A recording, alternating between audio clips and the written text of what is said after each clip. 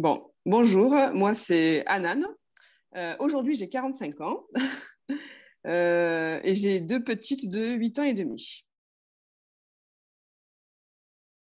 Alors, mon premier cancer du sein, je l'ai découvert en tirant mon lait parce que mes petites étaient très petites, elles avaient 2 mois. Donc, c'est à ce moment-là que j'ai découvert une petite grosseur tout en haut.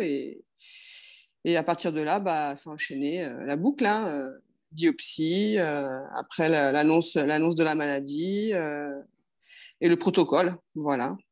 Et comment dire, bah, quand j'ai appris ça, moi j'ai pris ça comme une grippe. Parce que mes filles avaient 2 mois et demi et franchement, j'étais dans l'action-réaction. Je disais, bah, on fait quoi? On va où? Moi, j'étais dans l'action surtout. Voilà, j'ai même pas été choquée parce que je pensais qu'à mes filles. Voilà. Le plus, bah, mes filles, mes amis, ma famille, euh, l'association où j'ai adhéré, c'est qui aide des personnes avec cette pathologie. On fait beaucoup d'activités en fait, l'aquagym, l'art-thérapie, du modelage.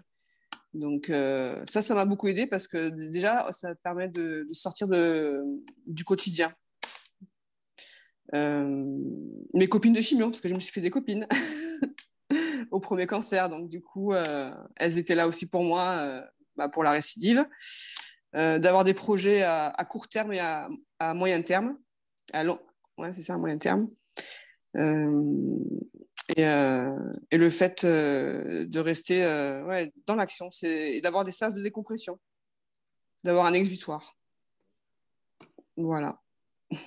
Le moins aidé, euh, c'est compliqué ça.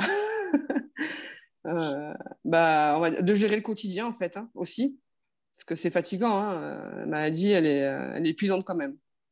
Mais voilà, il n'y a pas grand-chose à dire par rapport à ça.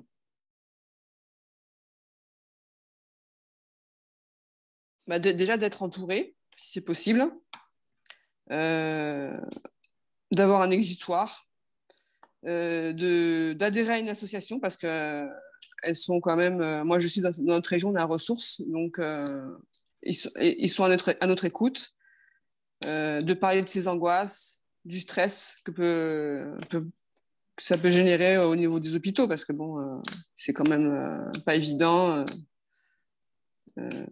d'être tout le temps. On parle hôpitaux, on parle maladie.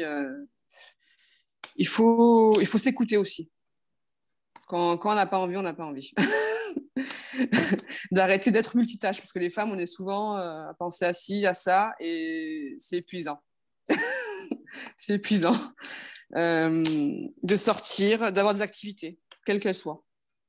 Pas rester enfermé à la maison et rester dans l'action. Je vous dis, faut garder cette ligne de conduite. Après, c'est sûr qu'on est fatigué à des moments, il faut se reposer, mais garder à l'esprit qu'il faut avancer. Voilà.